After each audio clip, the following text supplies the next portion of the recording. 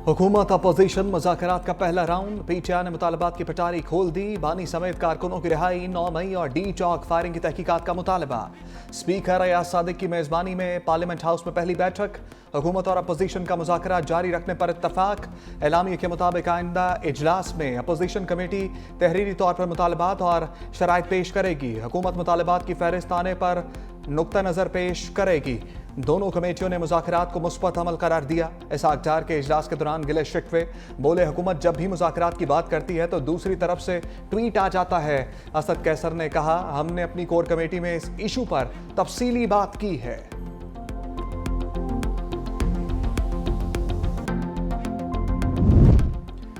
पहली बैठक। Opposition committee के कई अरकान गैर हाजिर। उमर अयूब, अली अमीन गंडापुर, हामिद खान और सलमान अकरम राजा शरीक ना हुए। असद कैसर, साहबजादा हामिद रजा और अल्लामा राजा नासिर अब्बास की शिरकत। हुकूमत के भी 8 में से 7 अरकान की हाजिरी।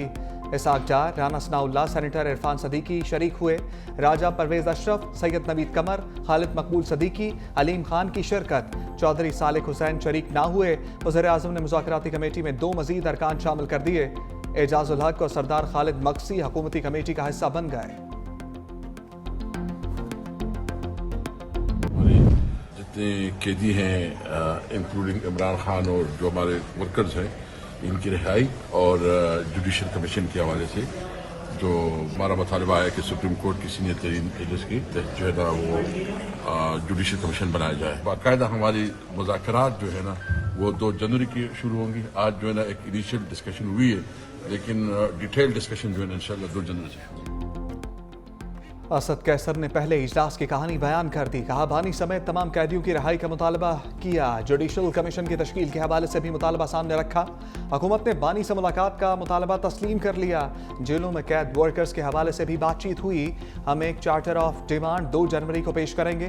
साहबजादा हामिद रजा ने कहा, सियासी कैदियों की रिहाई बानी पीटीआई के बगैर नाकाबिले कबूल है। एजेंडे से पीछे नहीं हटेंगे।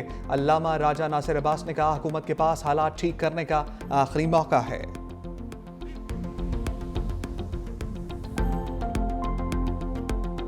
अच्छे मकासद के साथ, अच्छी नीयत के साथ माजी को एक तरफ रखते हुए हम जा रहे हैं और तवक्को रखते हैं कि ये जो मुज़ाकरात शुरू हो रहे हैं इससे अच्छे नतीजे। लीगी सेनेटर इरफान सदीकी, हुकूमत अपोजिशन मुज़ाकरात पे पेशरफ पर मुतमईन। कहा, माजी एक तरफ रखते हुए अच्छी नीयत के साथ आगे बढ़ रहे हैं। असद कैसर ने आगाह किया, बाकी अरकान हंगामी इजलास में शरीक नहीं हो सके। खालिद मकबूल सदीकी ने कहा, जहां शराइत रखी जाए वहां बातचीत कामयाब नहीं हो सकती।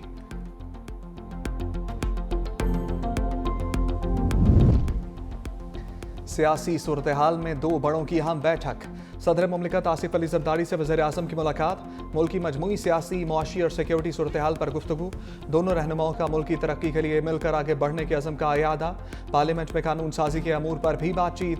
तमाम सियासी स्टेक होल्डर्स की मुशावरत से आगे बढ़ने का फैसला।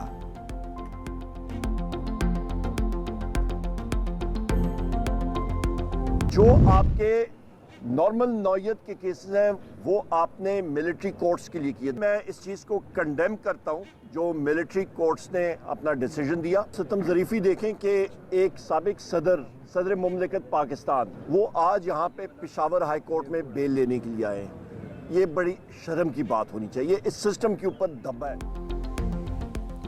मिलिट्री कोर्ट का फैसला बिल्कुल नहीं मानते। अपोजिशन लीडर उमर अयूब का 2 टोक ऐलान। कहा, उमर चीमा, यास्मिन राशिद और दीगर की आज़ादी हमारी अव्वलीन तरजीह है। साबिक सदर आरिफ अलवी का पेशावर हाई कोर्ट में जमानत लेने आना शर्म की बात है। मुझ पर भी मोटरसाइकिल चोरी और फॉरेन एक्ट जैसे मुकदमात बनाए गए हैं। पेशावर हाई कोर्ट से उमर अयूब की राहदारी जमानत भी मंजूर। अदालत का किसी भी दर्ज मुकदमे में गिरफ्तार न करने का हुक्म।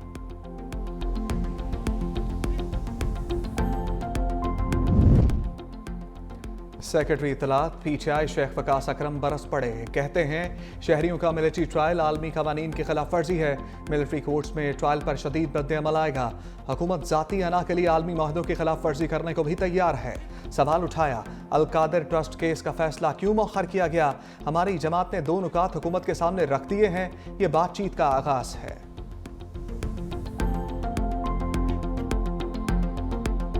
ये कोई तरीका नहीं है 9 मई या किसी और मामले को देखने का। जिस तरह फौजी अदालतों के जरिए आप फैसले करा रहे हैं जिनको दुनिया का कोई भी महज़्ज़ब मुल्क तस्लीम नहीं करेगा। हम तो उसूल की बात कर रहे हैं कि एक जुडिशल कमीशन जो है वो ये चीज देखे। ये मामला जो है किसी सूरत आईनी सतह पे फौजी अदालतों के हवाले नहीं किया जाना चाहिए था। उनके फैसलों की कोई वक़्त नहीं है। कानून के मुताबिक जो हक है ज़ेरे ट्रायल एक कैदी का कि उसको बेल मिले ताकि वो अपना मुकदमा भी लड़ सके, ये हक दिया जाए हमारे कारकुनान को।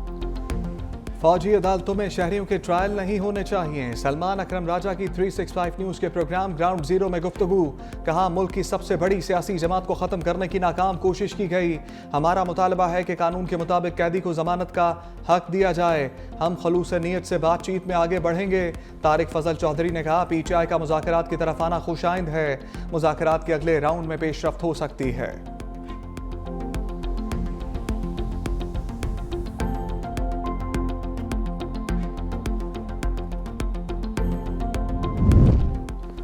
बरतानिया को पाकिस्तान में फौजी अदालतों के फैसलों पर तहफ़्फ़ुज़ात।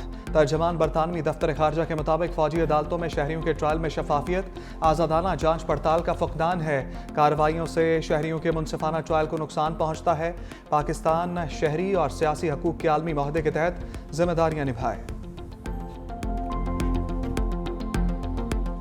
मैं चाहता हूं कि मैं और आप और इस मुल्क का तुलबा, इस मुल्क का नौजवान मिलके अपना डिजिटल बिल ऑफ राइट्स लिखवाएं। ये हमारा हक है जो हमसे नहीं छीना जा सकता। जो इस्लामाबाद में बैठे हुए बुजुर्गों और बाबू और सियासतदानों को समझ ही नहीं आता, इसलिए समझ नहीं आता, वो इस्तेमाल ही नहीं करते। अगर इंटरनेट को स्लो किया जाए, VPN को बंद किया जाए तो इनको फर्क ही नहीं पड़ता। आपका जीना हराम होगा और मेरा जीना हराम।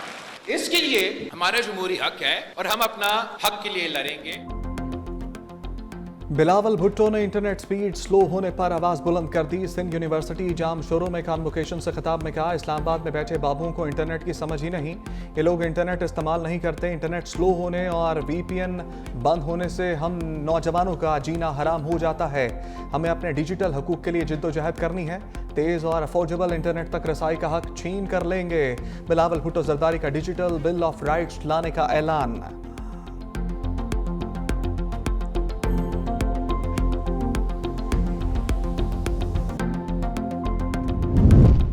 वज़ीर आला सिंध ने PTI को सियासी नाबालिग करार दे दिया। कहा तहरीक इंसाफ ने एक आदमी के लिए सारी चीज़ें दांव पर लगा दी। 9 मई के वाक़यात के बाद 26 नवंबर को इस्लामाबाद में हालात ख़राब किए गए। हर मसला मुज़ाकरात से हल हो सकता है। मज़ीद बताया कि कराची में पानी की कोई किल्लत नहीं है।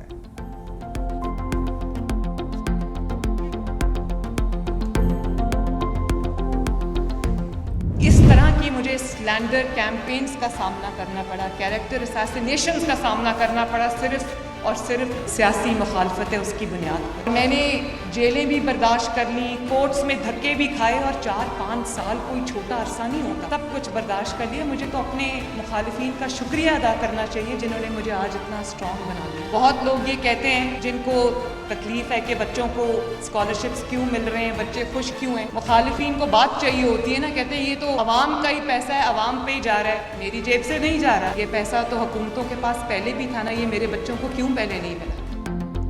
अपने बच्चे आराम से बैठे हैं, लोगों के जेलों में हैं। मरियम नवाज का लफ्जी वार। कहा सियासी मुखालिफ की वजह से मेरी किरदार कशी की गई, जेल भी बर्दाश्त कर ली, अब मुझे किसी चीज़ का असर नहीं होता। मुखालिफिन का शुक्रिया, उन्होंने मुझे मजबूत बनाया। इस्लामाबाद में होनहार स्कॉलरशिप प्रोग्राम का आगाज़ कर दिया। कहा मुखालिफिन को स्कॉलरशिप प्रोग्राम की भी तकलीफ हो रही है। तोड़ फोड़ और जलाओ घिराव करना तलबा का काम नहीं।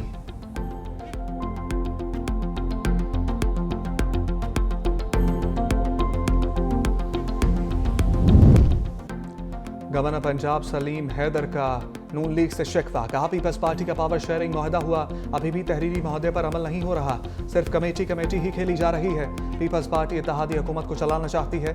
नून लीग के पास और कोई ऑप्शन नहीं। पहले पीपल्स पार्टी को पंजाब में रगड़ा लगा, अब नून लीग की बारी है।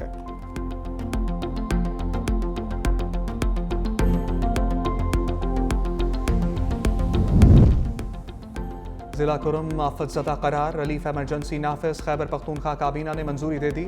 वज़ीर आला अली अमीन गंडापुर ने कहा, मसला दहशतगर्दी नहीं, दो ग्रुपों के दरमियान तनाज़ा है। इलाके के लोग अमन चाहते हैं, लेकिन कुछ अनासिर फ़िरका वाराना मुनाफरत फैलाने की कोशिश कर रहे हैं। ऐसे अनासिर मसले को दूसरा रंग देने के लिए गलत बयानियां बना रहे हैं। इतने भारी हथियार रखने और मोर्चे बनाने का कोई जवाब नहीं। मुसल्ला ग्रुप को गैर कानूनी भारी हथियार रखने की कोई पॉलिसी नहीं। तीरा और जानी खेल में ऑपरेशन का कोई फैसला नहीं हुआ। इजलास में ब्रीफिंग दी गई कि हेलीकॉप्टर के जरिए 10 टन अद्वियात पहुंचाई गई हैं। ग़ज़ाई अजनास की दस्तयाबी के लिए रियायती नरखों पर गंदम फराहम की जा रही है।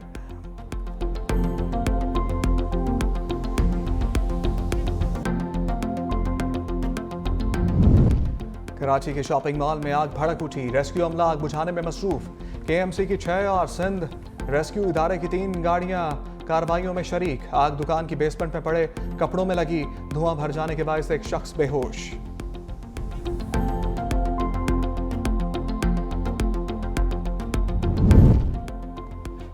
पाकिस्तान कारोबार दोस्त मुल्क नहीं रहा। पाकिस्तान बिजनेस फोरम का वज़ीर ख़जाना मोहम्मद औरंगज़ेब को खत लिखा। साल 2024 बिजनेस कम्युनिटी और आवाम के लिए मुश्किल तरीन साल रहा।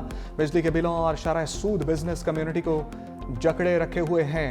IMF के एक और प्रोग्राम के बावजूद रुपया मजबूत होने में नाकाम रहा। हुकूमत रुपये को मजबूत करने के लिए फौरी और फैसला कुन इक़दाम करे।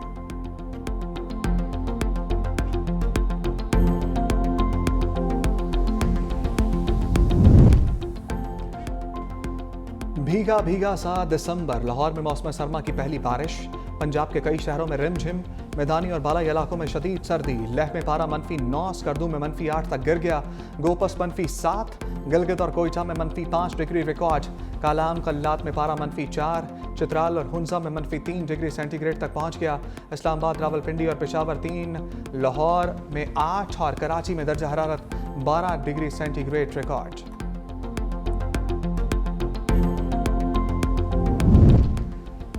प्रोग्राम लाइन अप कर लो। 2025 में 40 छुट्टियां होंगी। वफाकी हुकूमत की जानिब से नोटिफिकेशन जारी। आइंदा साल ईद उल फितर और ईद उल अज़हा पर 3 छुट्टियां होंगी। ईद मिलादुन नबी सल्लल्लाहु अलैहि वसल्लम, योम आशूर, इकबाल डे, योम आज़ादी पर भी आम तातील होगी। योम पाकिस्तान, योम तकबीर, योम मजदूर और कश्मीर डे पर भी छुट्टी होगी।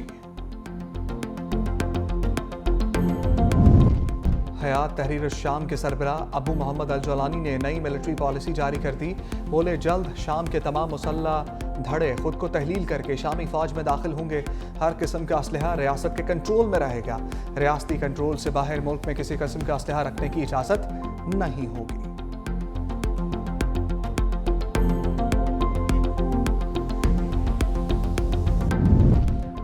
जाते जाते जो बाइडन के बड़े फैसले। अमेरिकी सदर ने सजाए मौत के 37 कैदियों की सजाओं को उम्र कैद में तब्दील कर दिया।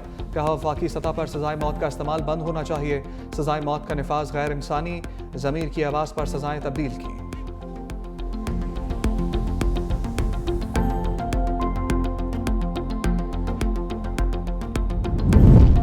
कातिल हसीना को हवाले करो। बांग्लादेश का साबिक वज़ीर आज़म की हवालगी के लिए भारत से राब्ता। पैगाम में कहा, अदालती कार्रवाइयों के लिए हसीना वाजिद को ढाका वापस भेजा जाए। बांग्लादेशी मुशीर खारजा कहते हैं, भारत के साथ कैदियों के तबादले का माहदा मौजूद है।